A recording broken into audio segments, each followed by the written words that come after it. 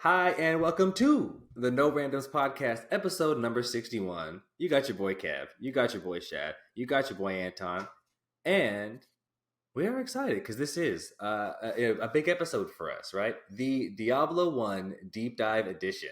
As promised, for season 3, we are back with our long form content, and instead of focusing on how gaming is changing the world around us, we're turning our research efforts instead toward individual games, gamers, franchises, and moments that have made gaming the phenomenon that it is today. So, without further ado, we are going to dive right in. If you listen to the show, you know we've been fully immersed in the hype surrounding Diablo IV. But as lifelong gamers, we were definitely around when the franchise started. But, the fourth installment was really our first experience with the franchise. And our boy Banton here thought this would be a great place for us to start. So we're going to cover the full history of Diablo. That means Diablo 1 or the original Diablo game created by Blizzard North and released in 1996. We'll return shortly to explore Diablo 2. Then again for 3 and 4, we tried to cram them all into one episode, but that was just too much. So, buckle up. We're ready to go for part 1. Boyos, what do you have to say before we really get started here? How do you feel? Oh man, I love it. This is going to be good. Should be fun. I'm excited to learn a little bit about the game, like the previous lore. Well, I mean, I know a little bit, but like really, kind of get the juice of the details of the beginning games. And so we're gonna see. Four's been fun, so I'll have to see what the hype has been from and about.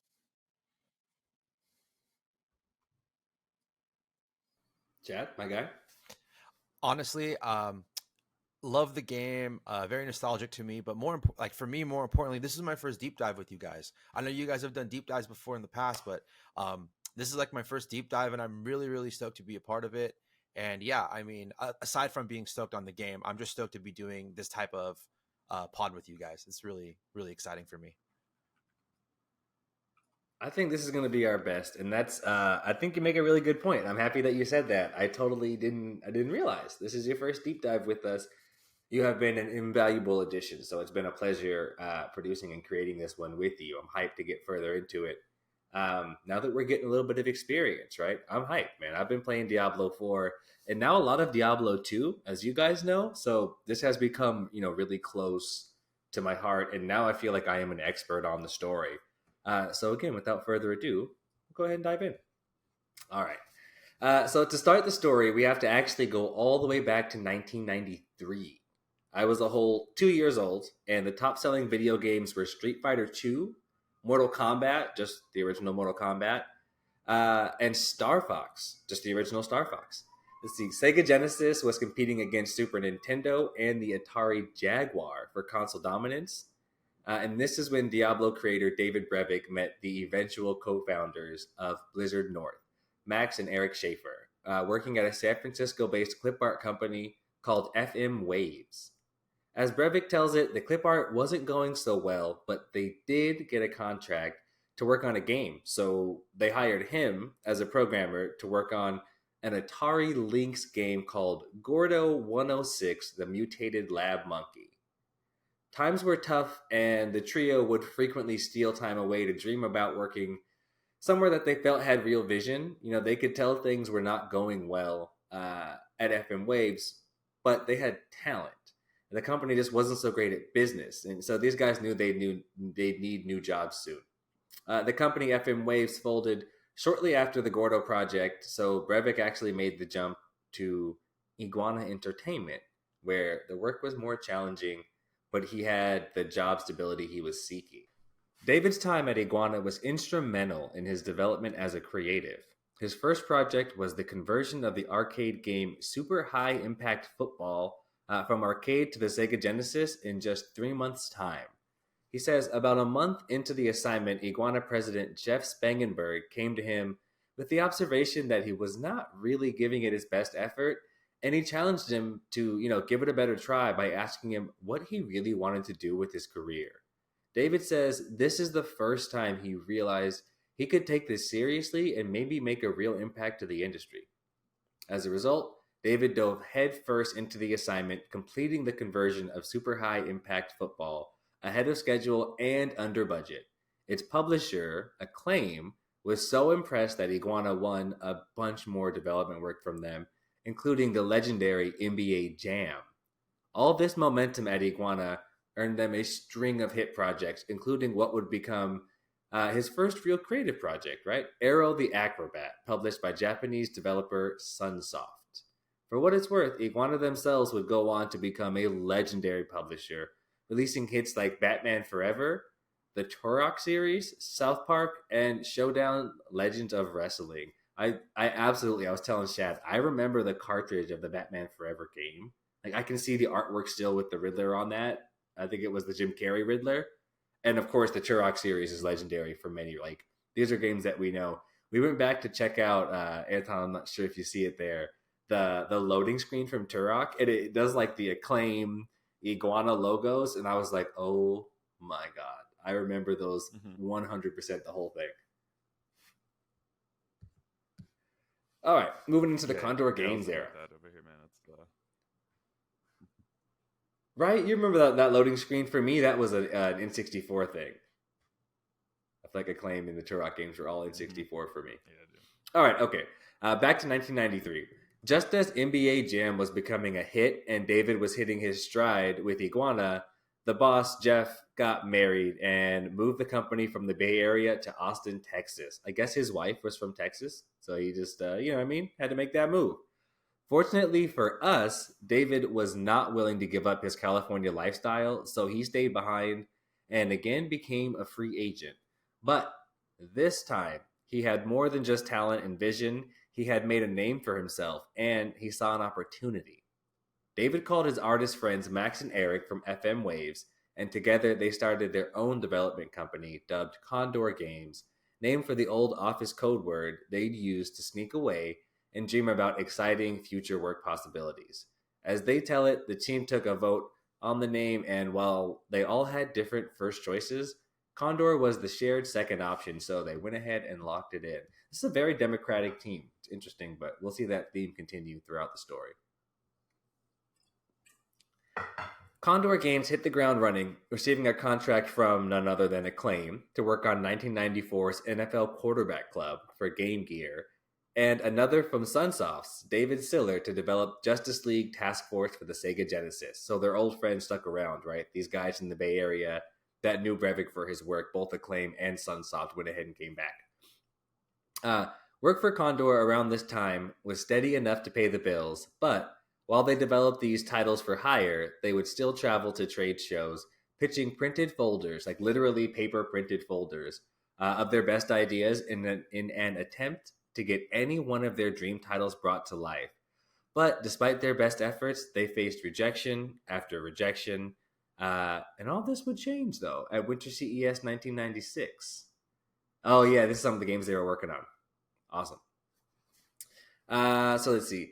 Back in these early days of video games, developers like Condor were still traveling and presenting alongside like dishwashers and CD players at events like Consumer Electronics Show, right? This is actually the same year. So they were at CES, but that Winter CES event was held on January 6th. And that was the last one to really do gaming because that same year later on May 11th, was the very first ever E3 event. So like really up until this time, they were just kind of like considered technology, or not even technology, electronics rather. So Condor shows up to the event ready to show off their new Justice League fighting game at the Acclaim stage. And to their surprise, there was another at the Sunsoft stage. And to their surprise, there was another development team called Silicon and Synapse already there showcasing the Super Nintendo version of the same game that they had no idea even existed. Adding to the surprise, the Nintendo version of the game was eerily similar to the Genesis version, with overlapping art concepts and even some screens that matched nearly one for one. Bonding over their shared vision, the two teams quickly came together, and this is when Silicon and Synapse shared that they were actually already working on their first PC game. The game would turn out to be Warcraft, the original Warcraft game. Yeah, if you guys see these screens here, the two versions of that Justice League game they look like exactly the same, right? Mm-hmm. Down to the openings, yeah, the HP bar. I mean, I guess it was classic. Really similar. It's like they met their gaming soulmates at CES that year. They did the Spider-Man meme. They're like, you me, me you me. Right. That's what I keep thinking. It was fate. How It was crazy, fate. though, man. That was destined, though. Who would have thought? And like the idea that these two teams are like, oh, we got something in the tuck. They're like, I'll show you mine. It's like, what do you got? We got Diablo. What do you got? We got Warcraft. Like, all right, fuck out of here. What are the chances of that? And they're all at CES next to like blenders and dishwashers and shit. It's like, all right, things were changing. Um, Right. So they got to see, or they told them about Warcraft 1. They showed them a little bit, and the game was so impressive that the Condor guys were like, hey, can we stay in touch? Like, we should be friends. and and by the fall, the guys at Condor saw a public preview for Warcraft in a magazine that really piqued their interest. They're like, yo, this game is dope. We needed to hear more.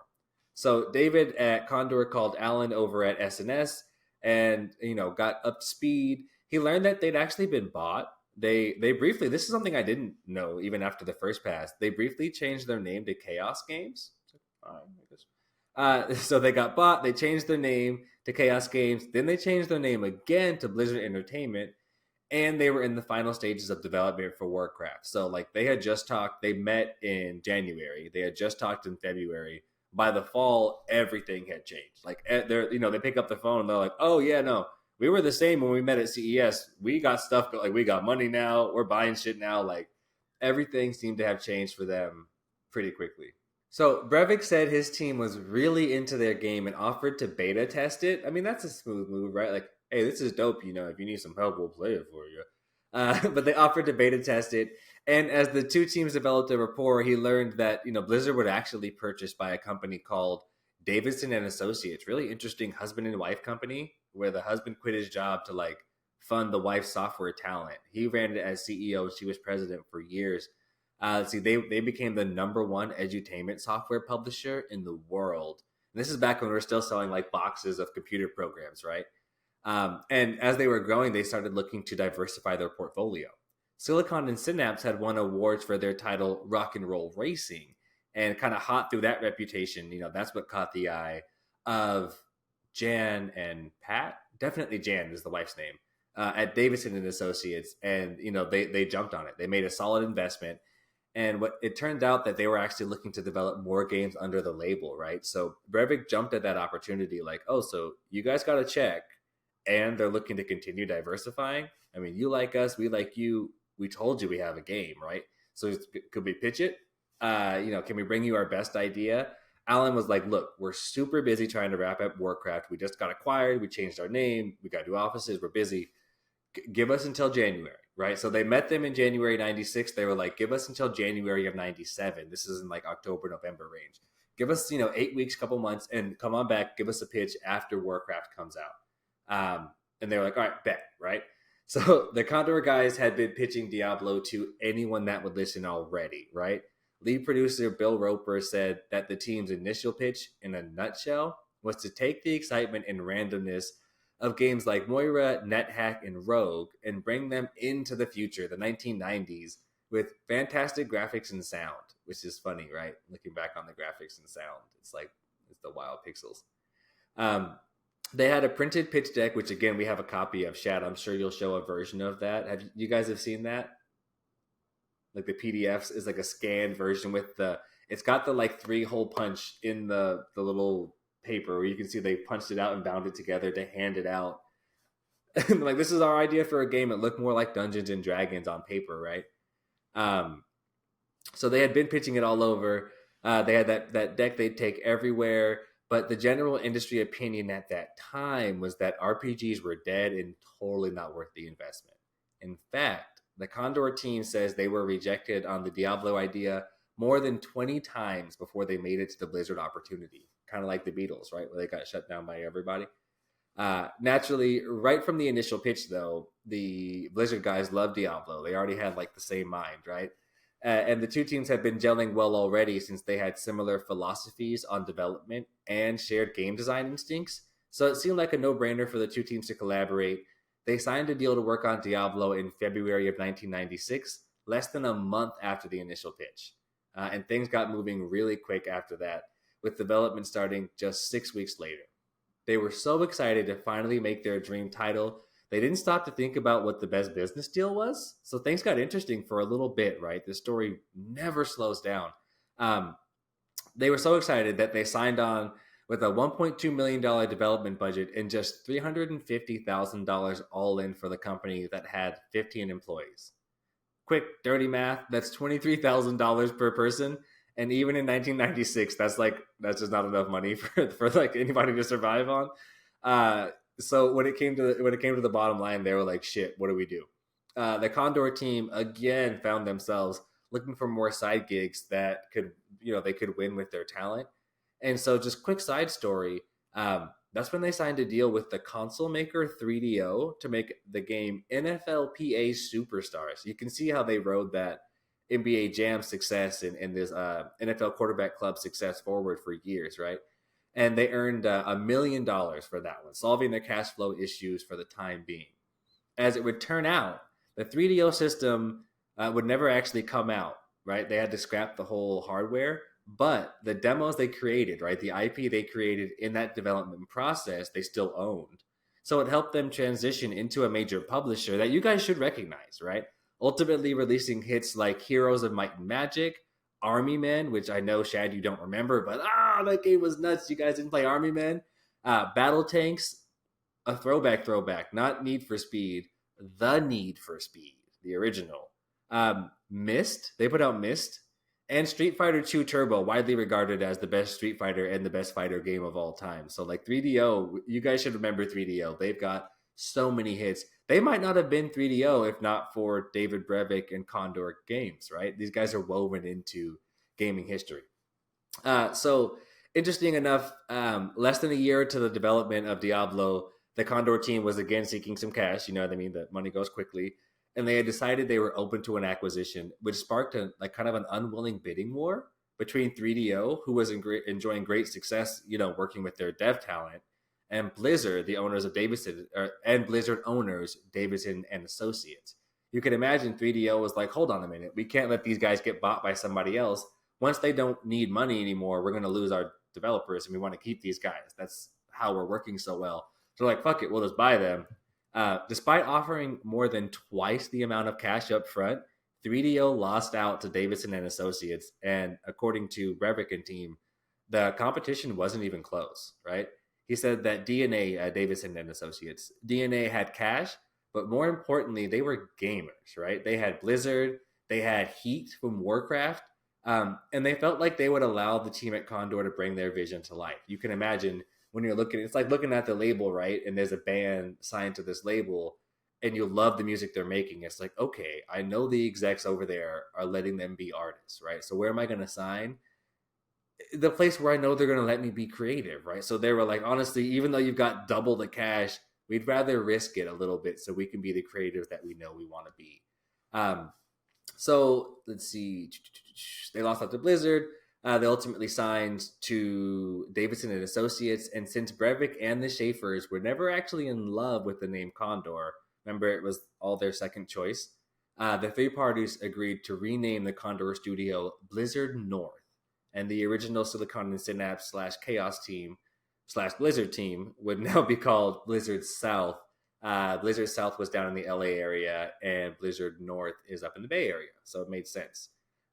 They also said, they all felt like it was a strong business move, mostly given the fact that Blizzard had so much heat surrounding the Warcraft title, right? They got to lean into that logo that was already known out there.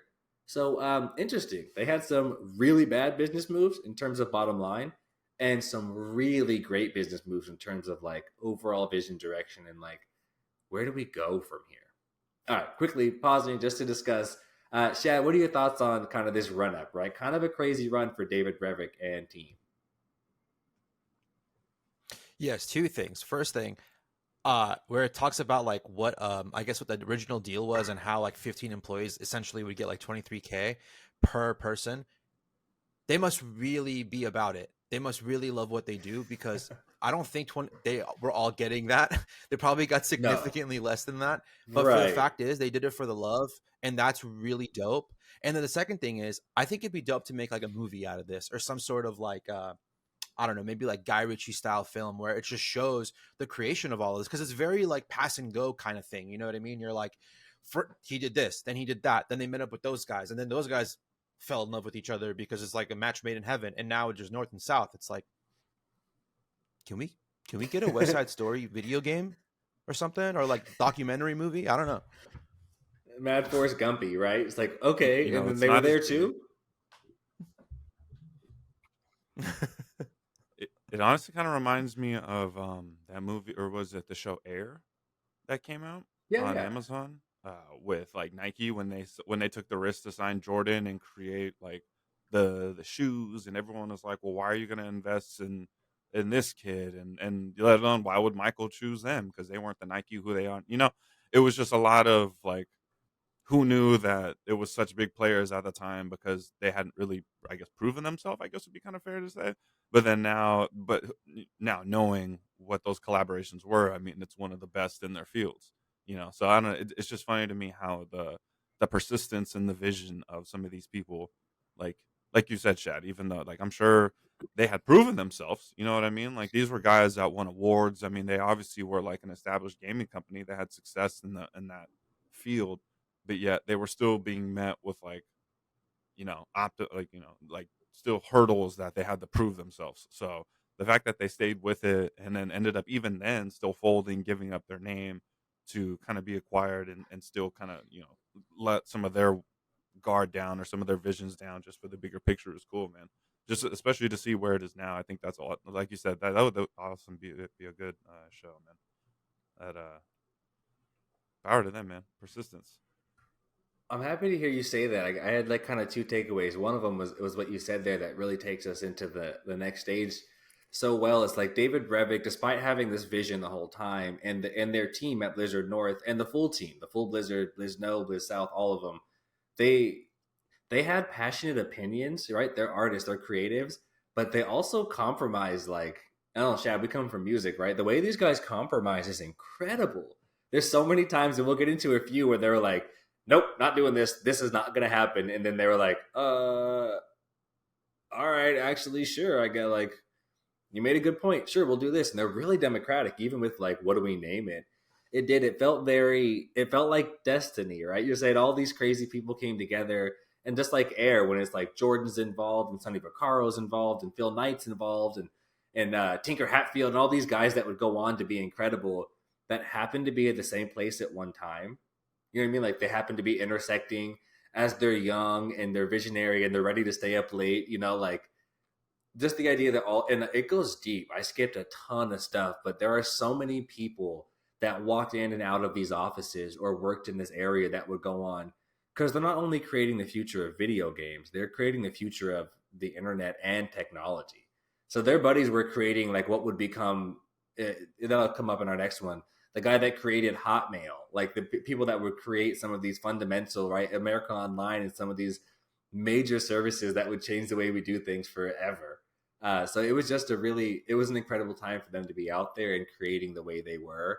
And there's just no way they knew it at the time that it was going to be this impactful. Okay, let's see. Back into the development story. Let's see. Oh gosh, yeah, this gets fun.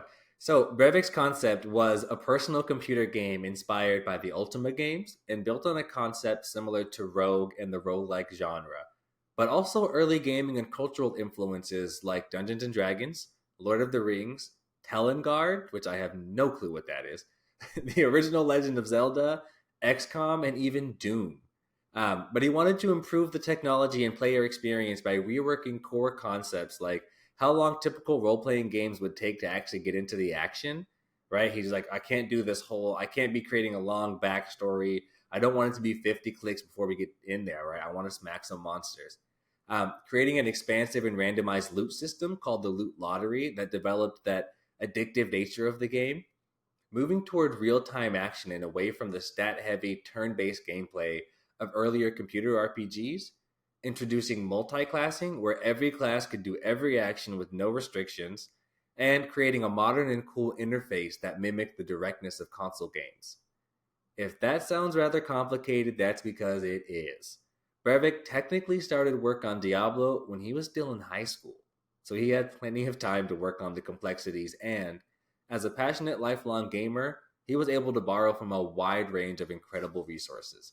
In fact, the game got its name before design ever even started. David went to high school in the Bay Area, and his school was at the Baus at the base of Mount Diablo. He didn't even know what that meant because he didn't speak Spanish. But when he found out what Diablo meant, he thought that name would make an incredible game title. So he just decided, like, I like that in there, right? Like, oh, I guess we'll kind of work it backwards. He started building the concept then, already inspired by the Ultima games of his youth, the lore of Tolkien and tabletop RPGs, again like Dungeons and Dragons. But he took that base inspiration with him, and he already knew he wanted to build this, right? He took that with him to college, where your mind really expands. That's where he went deep with the roguelike genre, rogue and roguelike games, alongside the other students, creating an extended, nearly 15-year development process, if you think about it, right? For what would eventually become the Diablo game we know and love. There was a development period, but he really was bringing this to life for, I mean, by now most of his life, but at that time even half of his life, and he's in his 30, 15 years or so. um, Tightening up a little bit, the game's crunch period started in August 1996, as they were initially aiming to have it out actually for Thanksgiving, but quickly realized that would not happen, and there were still some major changes to make at the core of the title. When Blizzard South came on board, they brought with them several key learnings from the Warcraft experience that they fought to implement in Diablo, and this is where it really started to shake quickly, right? That 15-year experience plus Blizzard South bringing in what they knew, and this is where they started to make magic. The first one was to make the game real time. Brevik was adamant that he did not want to change the turn-based nature of his game, fearing that it would eliminate the intense decision-making scenarios he so eagerly hoped to develop. He talked about really, the sweaty moments of standing up, walking away from your computer, and saying, "What am I going to do? Am I going to choose to attack and maybe I'll win on my one last breath, or do I choose to heal and try and extend it? Who knows what's going to happen?" He really, really was driven by those moments of intense decision making, and moving it to real time would eliminate that, right? All that said, he did bring up this suggestion, right, to his extended team at Blizzard North, and to his surprise, they were mostly in agreement with Blizzard South. He was really upset by this. Ultimately, they went into like their team kitchen and just had a vote, like straight up a hand raising vote, and Brevik lost by a landslide, 15-3, in favor of the move to real time. He couldn't believe it. He was very upset, but again, put his sword down. He still threw a little bit of a fit. He prepared Blizzard for the potential added development time. He was like, "This is going to take so much longer," and he asked for an extra development cost. He was like, "Literally, we're going to need more money. It's going to take longer. I'm going to need way more, like substantially more money to do this. It's going to really mess everything up, right?" So that was Friday. On that afternoon, as everyone left, he stuck around the office to toy around with how he would convert the game from turn-based to real-time. Within hours, I think he said literally 4 hours, he had the basics of the system in place, and he was able to show the rest of his team how it worked by Monday. Like it took it took no time. And he actually kept the news from Blizzard for a while because he threw such a big fit. He couldn't go to them on Monday like, good idea. So he didn't tell them for a little bit. But eventually, he did share it with them, which Blizzard readily accepted, and the action RPG was born. Crazy time. The second major learning. Yeah, shout out to those two people that said yes. He just had a little bit in his squad that were like, "We'll stick with you, my boy." It's probably Max and Eric, just the original guys. Also, for what it's worth, and no shade to them, but they're artists. So like, I just wonder like what their development. It's like 3 founders, but one of us is like a coder, developer. The other guys are artists. So like, and like one guy's been making the game in his head since high school.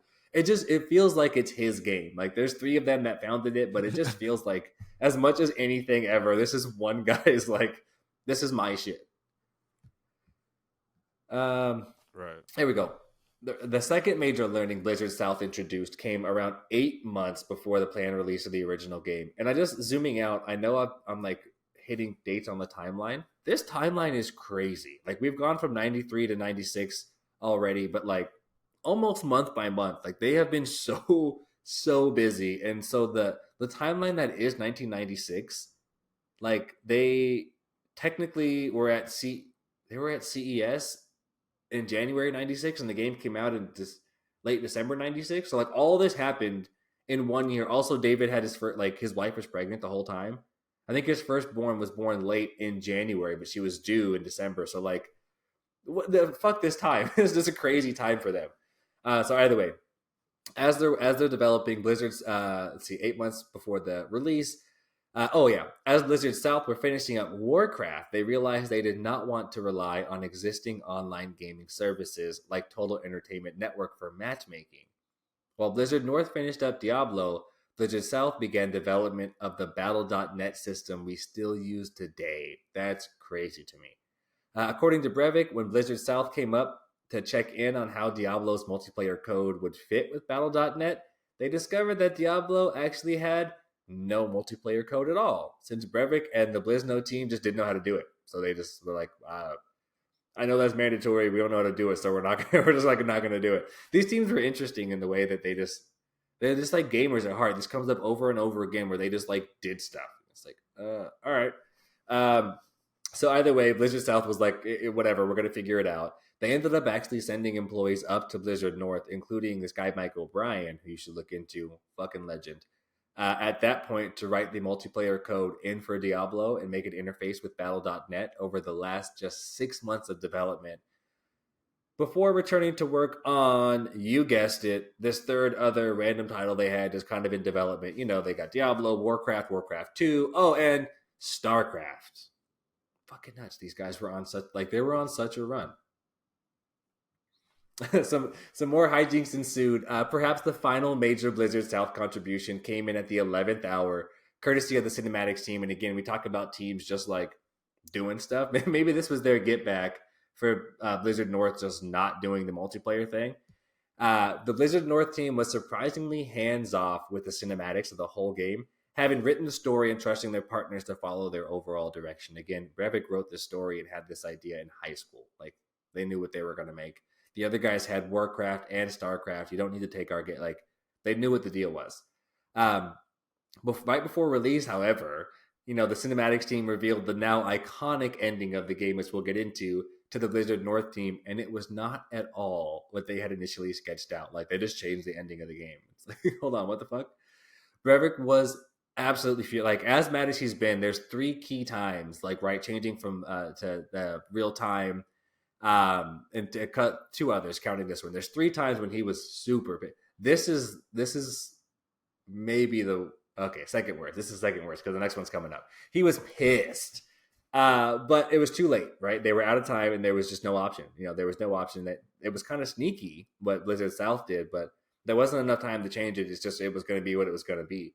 Funny enough, after just a few days, Brevik did warm up to the idea, at least as he tells it now. He says after a few days, he warmed up to the idea and agreed it was probably, best for the game. It added depth to the franchise and it set them up for replayability. I just wonder if that's true. Like, in hindsight, he's like, yeah, it took me a couple days before I realized. And I'm like, did you really? It didn't take you a couple years before you realized that was the best thing for the game. Nobody really knows. All that said, the development process was not all drama and compromise, right? The Blizzard North and South teams combined to have an incredible time creating the Diablo game, innovating across the entire process. Elements of the Diablo franchise were decided in ways that pulled the best and most fun ideas from the team and players that love the game.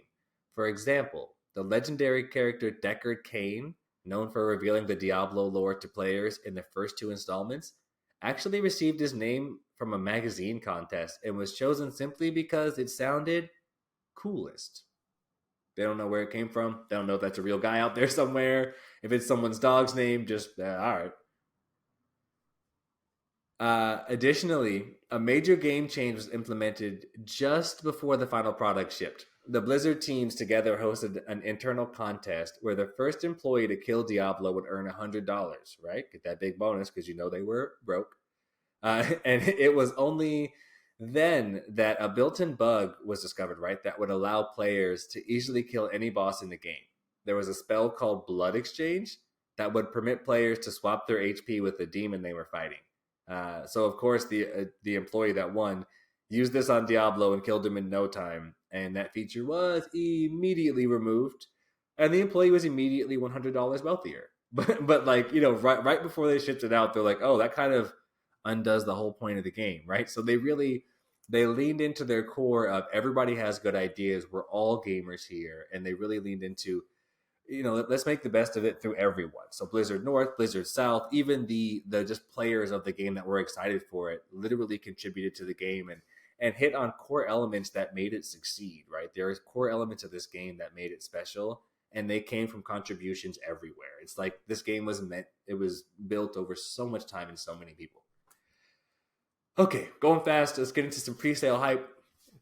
All in all, despite the incredible crunch on the 15-person dev team plus help from Blizzard South, no proprietary tools were used in the game's design. Background tiles were created by hand, and commercial software was used to process character art. So they used really the regular stuff, right? They missed their initial target release date of Thanksgiving and also missed Christmas, ultimately shipping on December 31st, 1996 for $36 on shelves. A little bit of controversy on that, but technically, if you were on the West Coast in the right place, you could have got the game on December 31st, 1996. This makes it terrible for historians like myself. It's like 96, was it 97? Technically, from Breivik himself, December 31st, 1996. Those that were around will tell you that despite the shipping weird issues and missing deadlines and stuff, the game had actually already gone gold by December 26, 1996, selling an estimated 400,000 pre-order copies. How is this possible, you might ask? There is no single answer other than the fact that the game is fantastic, but there are a few key moves that we think set Diablo on the path to mainstream greatness, so we'll just get into those real quick. The first big move came from inside the house. Blizzard was well known at the time for including demos of cinematics, demos or cinematics of their future releases in copies of their current hits, like Warcraft, right? Even including promotions on the sleeves of their hard copy sales, presenting Diablo to every new Warcraft purchaser, and in turn, StarCraft to the new Diablo players later on, right? You can imagine they just kind of one after the other. And that cinematics team got to really lean into it, especially knowing the cinematics were made by Blizzard South. You can imagine they were kind of proud to add in these little videos and movies of their own shit, right? So the inside the house promotion was huge, and Blizzard was everywhere. The second boost came from a now extinct element of gaming culture, the magazines featuring those trusty and ever popular demo discs. I know you guys remember those because we had a bunch. PC Gamer's November 1996 issue featured a playable demo of Diablo 1, where you could enjoy the beginning of the game with just one playable character. Their readership at the time was massive, and this put the Diablo game, on easily accessible corner store retail shelves across the country months ahead of release. You could imagine we were those kids that were at 7-Eleven, that even if we couldn't afford the game, and we know the kids used to steal the games, we even knew it existed, right? Even just having the demo disc on the front of the magazine, that's the thing you see first. Third, and perhaps most important, this one was huge when it came to early boost to success. Diablo was featured in the Game Sampler 2 disc for Windows 95, released in October 1996, alongside games like You Don't Know Jack, Captain Quasar, and Flight Unlimited, giving an incredible boost to the notoriety and bringing the game literally inside the homes of so many core PC gamers. As the story goes, Microsoft came to Breivik and asked him to port the game over to DirectX, which is Microsoft, and he was like, I'm not doing that. Again, they're like, we're out of time. I need to get this game out. My wife's pregnant. I need to get the game out. It's Thanksgiving. I need to get the game out. And they're like, can you put it on PC too? And he was like, no. And then Microsoft was like, well, we're going to print over 1 million discs and mail them to people's houses. And Breivik was like, well, delay the game. Like, absolutely, you got it. So they ended up going ahead and, they put the game inside this demo disc. We're watching the video now. And I had so much fun researching this, going to find, because it was hard to find it anywhere. Either way, on YouTube, they have some walkthroughs, and there's just the one frame in here where you can see that, like, the way they kind of teed it up, right? It was this interactive, you can really walk through and kind of play the game of the demo disc itself. Like what we're watching right now is this walkthrough, looks like Doom, of the players. You literally walk into this area, and that's where you choose the games. It's not like a menu. You walk in and get to look around and see the different games you want to choose, like you're looking at them on the wall. and I think the third one is like You Don't Know Jack, Captain Quasar, and then Diablo. This was so hard for me to find. The fourth one. They had the Drowned God in there too. There's Drowned God, and these are such iconic and nostalgic images, right? And then Diablo. I went nuts when I saw that. I like jumped out of my seat. I was like, I'm looking for this everywhere. There was no like easy way to Google it. Okay, I said an absolute ton. You guys know about the development. What do we think, Banton? What's your reaction to all that action? Man, nostalgia. I love it, dude. I kind of piggyback on what I said before: the right people in the right place at the right time, persistence. It's I mean, now to be kind of older at the, kind of at that age, I guess, and then look back, it's like, dude, shout out to these guys, man. I mean, like you said, I mean, how crazy to be working on these games back to back to back. The compromising that they made. I mean, honestly, I feel like a lot of these would. So I thought of it as we're talking for a show. I mean, it's a good message, I think, even for a lot of people our age. A lot of people think that like the first thing you do sometimes need to be like a get rich quick or like a hit it out of the park, and now I'm established, and so I think they have a good message too, man. That's just stick with it. It's awesome. And even then, just I mean, kind of jumping forward now to seeing this, like, man, like seeing the sampler thing and the magazines and everything, dude. It's just so like I don't know, it just makes me happy, man. Makes me smile, It's just I love it, dude. Shout out to these guys. The even like the $100 thing, like I don't know, I can't help laugh Right. about that for the employee, dude. Like like that exploit. Who would have thought? It's just little things like this, and seeing how it's built into today is just awesome to research. I mean, like I said at the beginning, I had known about the game, but knowing like now hearing about this and what into went into just the first one is like who would have thought, man? It's awesome. It's super cool. Right. There's no What do you think, Chad? shortcuts. I like the partnership. I like the dependency off of one another. The north and south offices just if one can't do it, the other one's down to help. And to see that kind of like I guess dependency off of each other, it's really cool. Kind of goes back to what you're saying, dude. Like they all met at the right time. Really good people. They're doing it for the love of the game. And I mean, Warcraft, Starcraft, Diablo, those are some of the best games ever, dude. Like, would they be able to do all of this I'm without so Blizzard tight. South providing those cinematics? Probably not. You know? Right. Then they just casually invented esports. Like right after that, whoops, StarCraft is just the inventor of esport. Like, what the fuck? Also, you made me think a little Game of Thronesy, the King of the North. Oh, David Brevik's a king of the The North. North. For the North. Oh boy. Okay, well that's a lot on development. Again, that's the bulk of the story right now. We'll get into some aftermath, but before we do that, maybe we can talk about the actual game Diablo. It's like we talked for an hour and haven't talked about the game at all. So if our boy Anton will do us the favor here, we'll dive into a little bit of Diablo lore. Yes, I would love to. Bear with me. I'm getting over a migraine, so I will do my best here. So, the actual story itself. The story of Diablo is based on the premise of a war between heaven and hell. The town of Tristram is under attack by hordes of demons pouring forth from beneath the ruined Tristram Cathedral, and the player must save the town.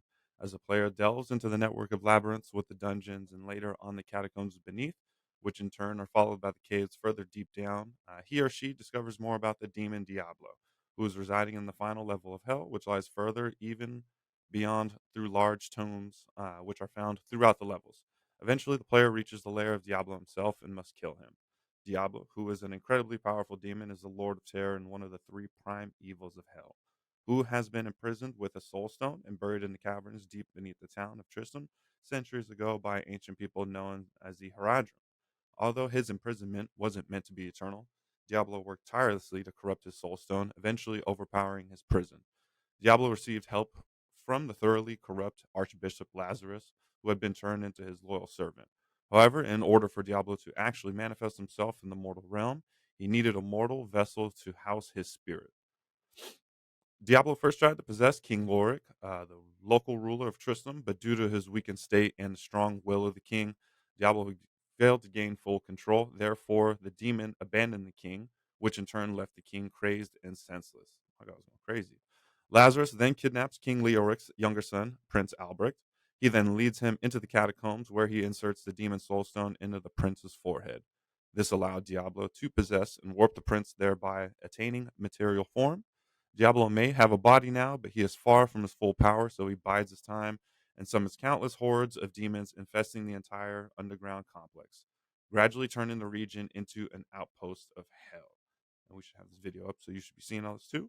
The maddened King Leoric accuses the townfolk of Tristram with the kidnapping of Albrecht and has several people executed. His loyal knights try to calm him, but as the crazed knight has completely lost his sanity, they are forced to kill him. His dying words are a terrible curse, damning the knights into unholy servitude. Meanwhile, Lazarus emerged from the catacombs and rallied the townsfolk, leading them deep into the catacombs in order to save the prince.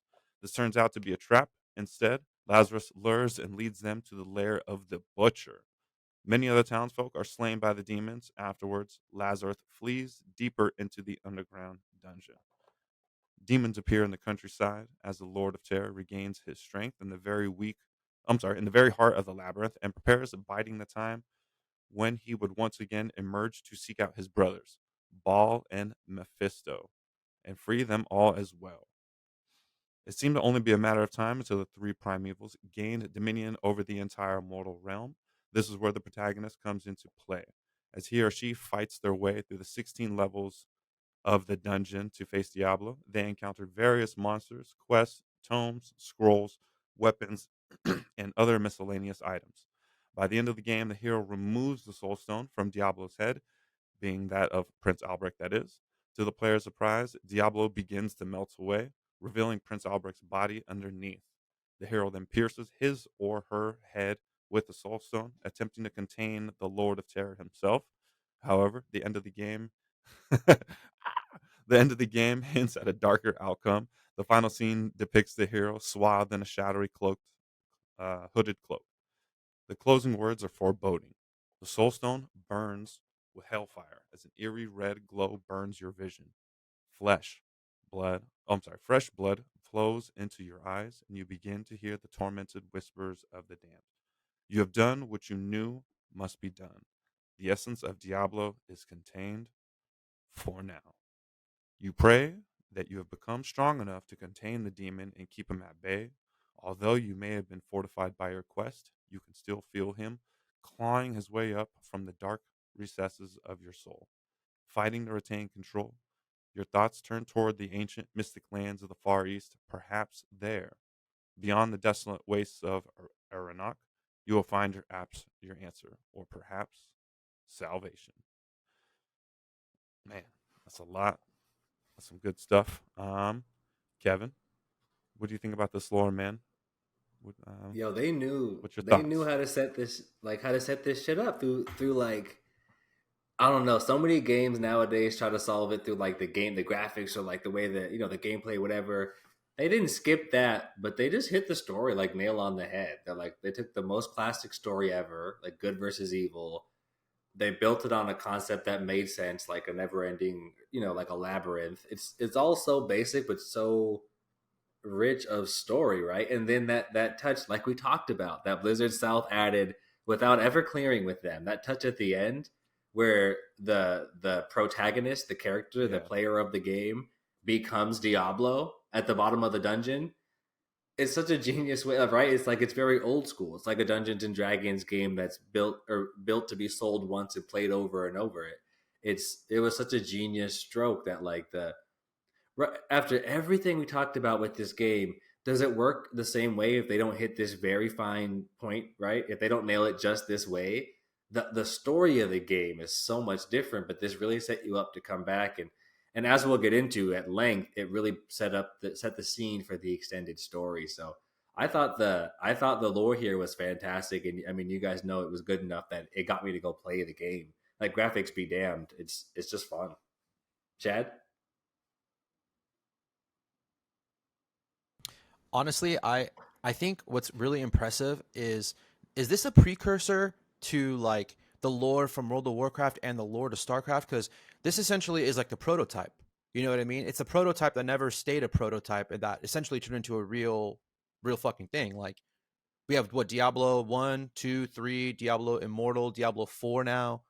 And I don't know, I mean, I just feel like Blizzard just tells really good stories.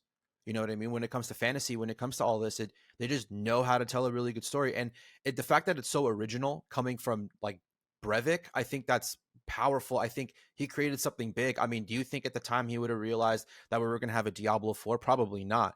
But at the end of the day, it happened, and that's I kind of attribute it to him and his lore and his. I mean, he wrote all the lore. I'm assuming. Yeah, I think he wrote all the lore. I think that's what it said in high school. So yeah, I think it's great. The lore's fantastic. I think it's a precursor to all the new games that they're going to be working on, and all those lores that they created are really good. Not just for this game, but for the other ones as well. You make a good point. We're gonna actually get into lore at length. It'll take quite the jump, right? We learned that the first two games are made together. 3 and 4 kind of come later, so we'll talk a lot about lore in the future. And there's a lot to be said about Diablo lore. But at least at this point in time, the old portals, you guys got to go back and play the old games. They're so fun and so different. At least at this point in time for them, it was the lore was stamped and it was awesome. It was encapsulated. Again, it's going to take some crazy turns, but at least for this time, like the Diablo 1 lore by itself. Also, if you can see the screen right there, Shad, we're going to get into gameplay. The the whole system, the whole like item system, again, if you guys haven't played it, the way it's set up on the body, it was so innovative at the time and so different than the game we play now. I could talk about it forever. It's actually a great transition. Shad, you want to take us into some gameplay experience? Yes, I do. So here's what I have so far from this. You can kind of see like general fighting. Let me know if you guys see it. This is kind of what we have as far as like, it definitely like a Windows 95 looking game. But I mean, the houses remind me of the houses in like Age of Empires. Facts. You know what I'm saying? Right.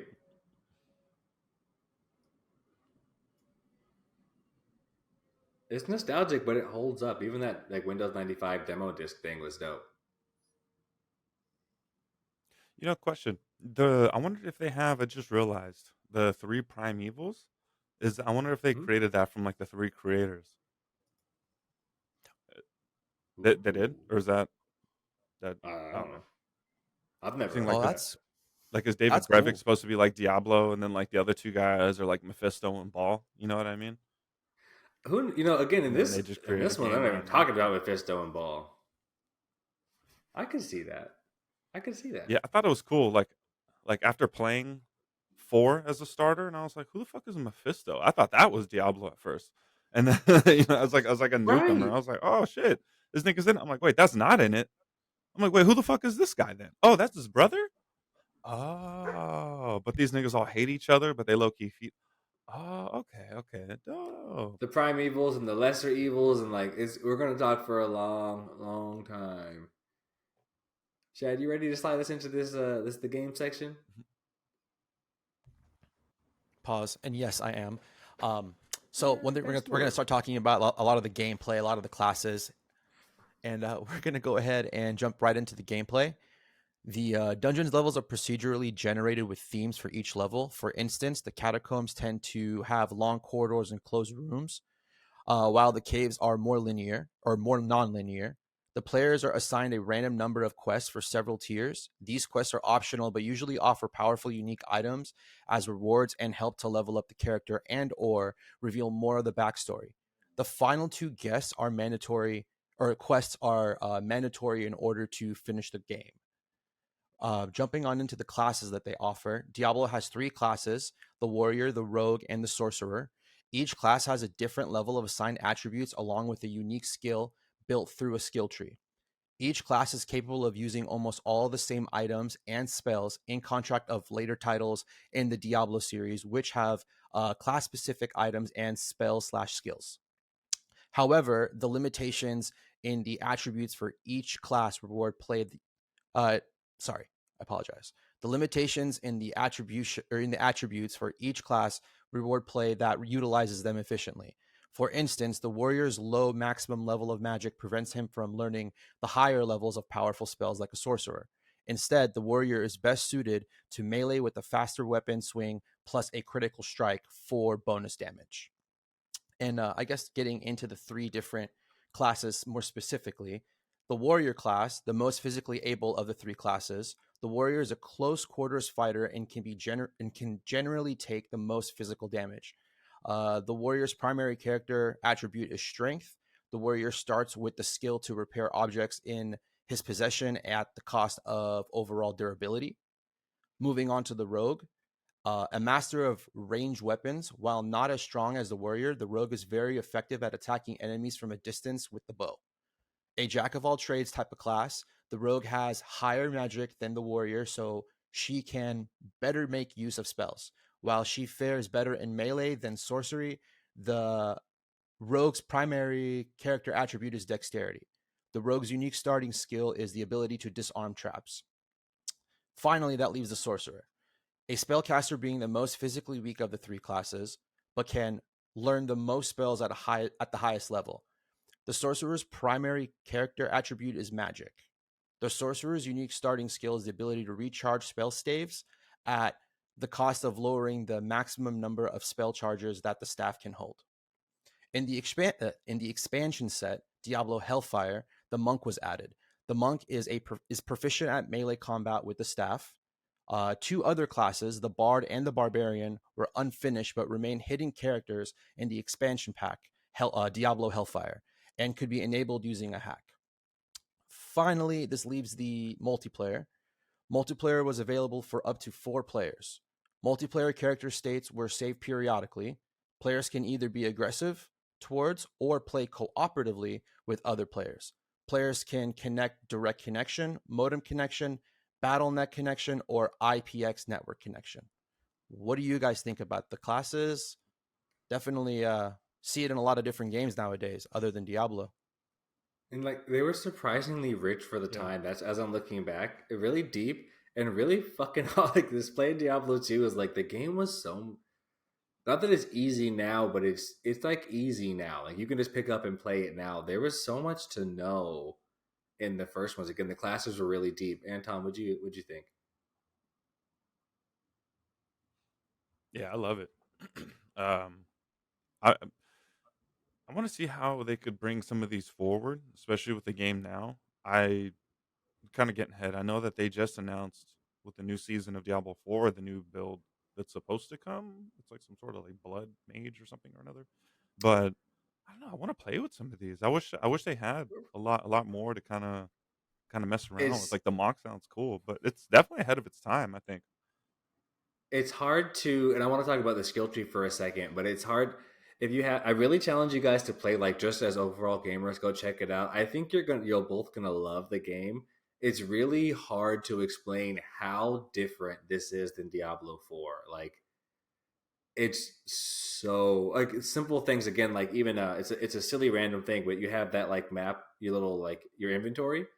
You had to move things around because items took a Mhm. certain shape, and if even if you had say an item took 8 inventory boxes, but you didn't have 8 consecutive inventory boxes in the shape of that item available, you couldn't put it into your inventory.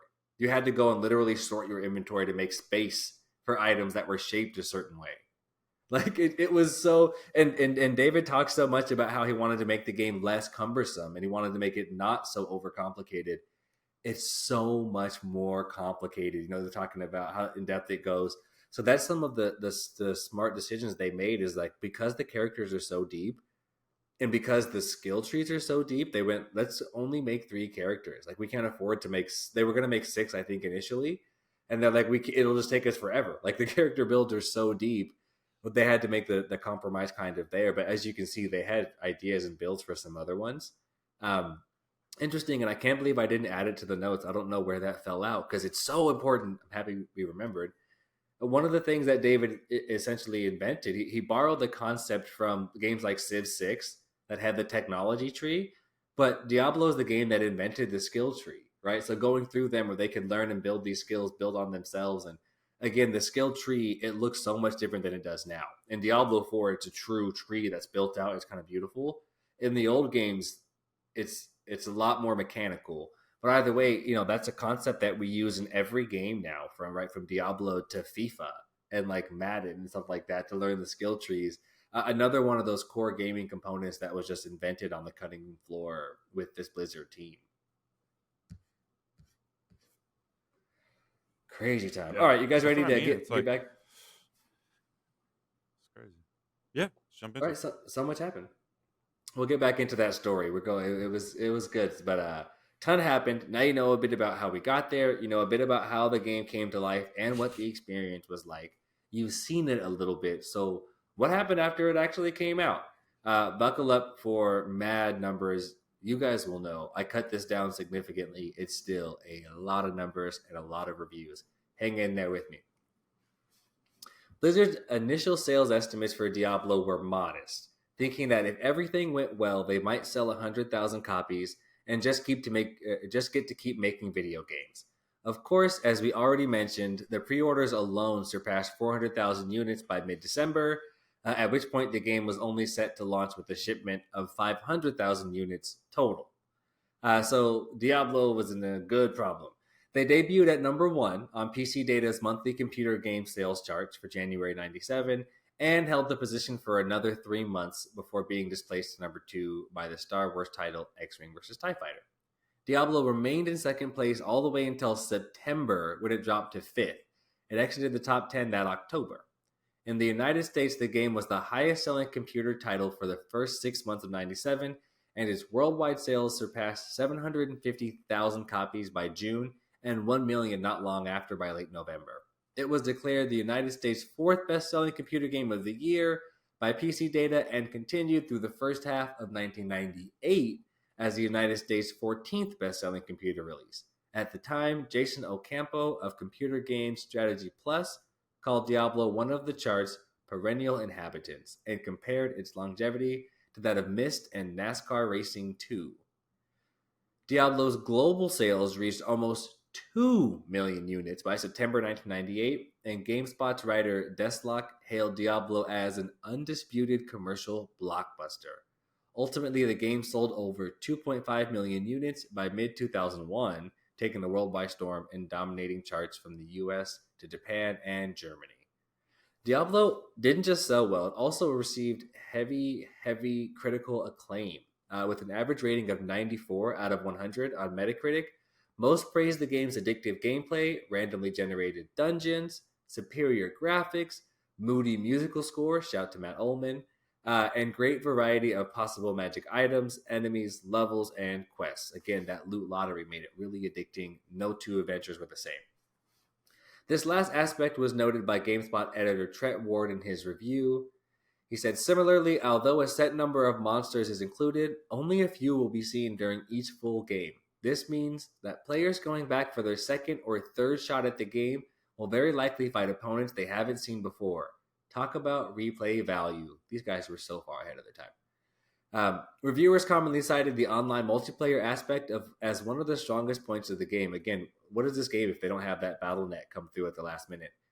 With it being described as greatly extending its replay value. Again, where are we? Columnist Bernard Yee commented that compared to contemporary online multiplayer games such as Quake, Diablo gives newcomers a much better chance of enjoying themselves as they can either cooperate with other players or build their characters so that they can hold their own against hostile players, right? As you guys know, something we still do is team up with our boys and go run some dungeons where you guys can help pull us through. I spent so much time researching. I'm still only like level 35, so I'm going to need some help, y'all, because you boys trash. If you come to Diablo 2, though, I got you. Computer Games Magazine's Cindy Yan said that weapons, armor, and items are so numerous that you're always acquiring something new to try, not to mention the game's multiplayer universe. She went on to say that for anyone who enjoys a good multiplayer dungeon crawl, Diablo can't be beat. She finished her review with, despite the rather pale storyline, shots fired, watered down quests, and a fair amount of necessary repetition, Diablo is a must for anyone interested in just plain fun. Ward stated, Diablo is the best game to come out in the past year, and you should own a copy, period. Let's see, getting there. Oh, Macworld, even on the Mac guy, Macworld's Michael Gowan wrote, the only downside to this role-playing game is that the adventure ends too soon. Eventually, Blizzard actually sold the exclusive worldwide rights to develop, publish, and distribute the console version of the game to none other than Electronic Arts in 1996. So in 1998, a PlayStation version of Diablo was released, developed by Climax Studios and published with EA. A lot of key players in here, right? The game lacked online play, but did feature a two-player co-op mode. Notable differences to the PC version included new lighting effects, auto-aiming for ranged weapons and spells, and an option for increased game speed. That auto-aim is cheese. Despite the original PC game being based around mouse control, it did not support the PlayStation mouse. I don't know if you guys remember that. That didn't live for very long. And finally, it featured an option to learn the story through a narrator without having to find the books in the game, which I didn't think was that cool, but it's all good. Reviews for the PlayStation version generally remarked that while it was clearly inferior to the PC original, shout to the PC maxis like me and Shad, it is a much better translation than might have been expected and carried over the essential elements that made the game enjoyable. GamePro remarked, Diablo is graphically stunning on the PC. Graphically stunning, and some of that sparkle has understandably dulled. The smaller palette and lesser frame rate are PlayStation port necessities. And while you can't play online, there's a good two-player mode. If you enjoyed the PC version, there's nothing new here. But if this is your first Diablo experience, you're in for a hell of a good time. I see what he did there. Get it? A hell? A little bit? Diablo won the overall Game of the Year award from Computer Gaming World, GameSpot, and Computer Game Entertainment, and was runner-up for a slew of others. The editors of Computer Gaming World wrote, for this year, Diablo is the game that everyone will remember. It was safe to say Diablo was a bona fide hit from day one. As Blizzard and Diablo were taking over the world, the executive team came to Brevik and shared that they wanted them to make an expansion. The game was moving so many copies that the commercial opportunity was just too big to pass. Brevik and team shared that they understood the opportunity, but they were much more concerned with the critical issues plaguing Diablo 1, and after considering what project they most wanted to work on next, they took some time. After David's kid was born, they had some shit going on, like, what do we want to do? I've been working on Diablo 1 since I'm a teenager. What do I want to do? They actually realized that they were most eager to get back to work on Diablo 2 so they could perfect their process. There were so many issues, right, to them personally that they had to fix. You imagine, just like us with our podcast, we get them out and immediately we're like, wrong, wrong, wrong, wrong. So they felt like they had a bunch of issues. The number one issue to them was to prevent the cheating, the hacking, like we said. In David's mind, that was ruining the game, and they needed to fix that by moving on to the client-server migration that would take years. Blizzard, now owned by Sendent, came back to them and suggested that they instead allow Sierra Online, the original publisher of Half-Life, actually, another logo you guys will remember, suggested that they instead allow Sierra Online to produce the game, the expansion pack. Sierra was also owned again by Sendent, so it felt like an all in-house affair, where Blizzard North could produce the game through the hands of Sierra Online, freeing up their working hours to focus on Diablo 2.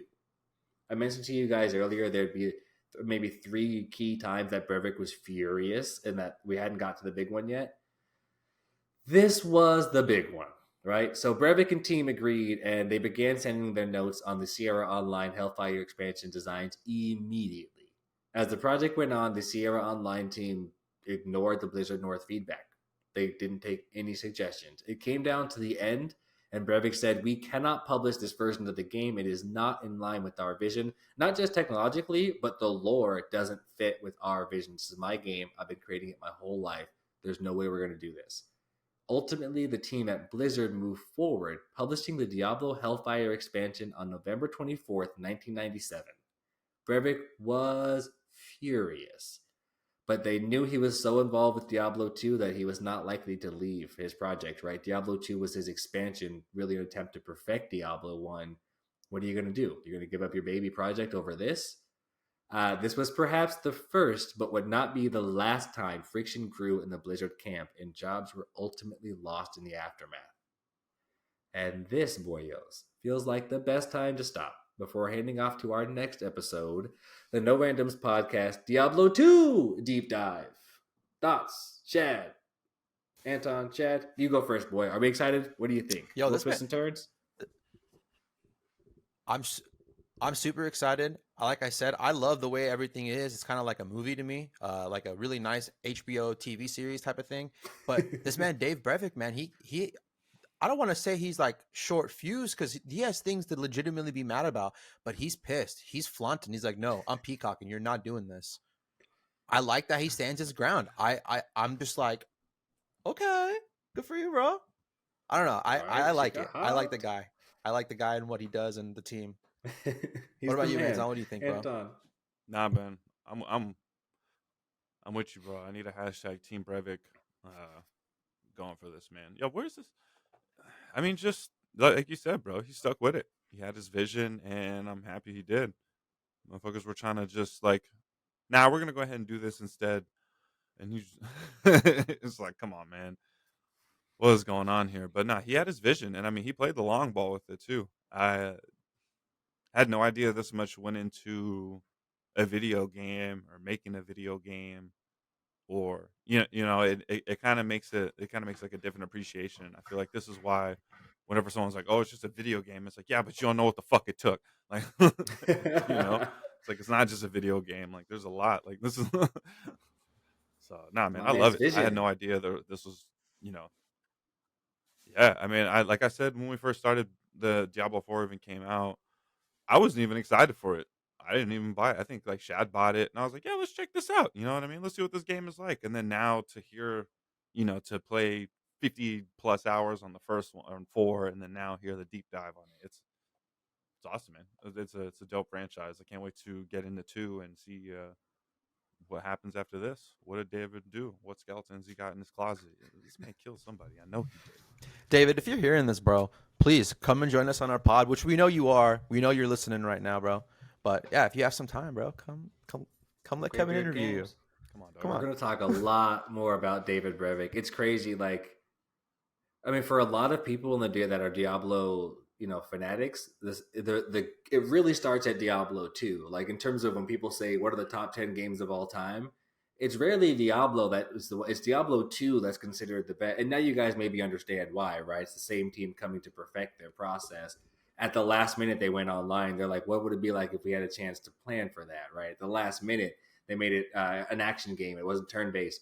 What if we had the time to plan for that, right? So Diablo 2 is really like Diablo 1, but what it was supposed to be. So we'll get really, really deep in that, but it's exciting that there's this much story that went into Diablo 1, and so many people almost skip over that, right? They almost get past that one. So lots more to come. I really appreciate you, boyos, for hanging out with us, or hanging out with me, rather, and you listeners for hanging out with us. This one was exciting, and I'm hyped to come back to Diablo 2. And then we got some more. This is the format. I'm having a blast and learning a ton. So appreciate y'all. Closing words? Me too, man. This is dope. Thanks for the research was awesome too, Kev. Shout out to Kev, man. That was some dope. I don't know if we got sites for everything and all that, man, but no, that was some good Oh, yeah. thorough research, man. Shout out to We'll that. hit our resources in there. Shouts to some really key resources. Arcade Attack Retro Gaming Podcast was key. I mean, I listened to a ton. And then also IGN Unfiltered, right? Those were my two main sources. But we're going to toss sources into all of our show notes for sure. Shad, take us out of here, my boy. Thank you for making it this far, guys. We really like these deep dives. Again, this is my first deep dive. Follow, like, subscribe. If you have any questions, if you want to hit us up in the comments, make sure you do that. Piggybacking off of Anton, Kevin, awesome notes. Awesome episode for the part one. To be continued, I guess, guys.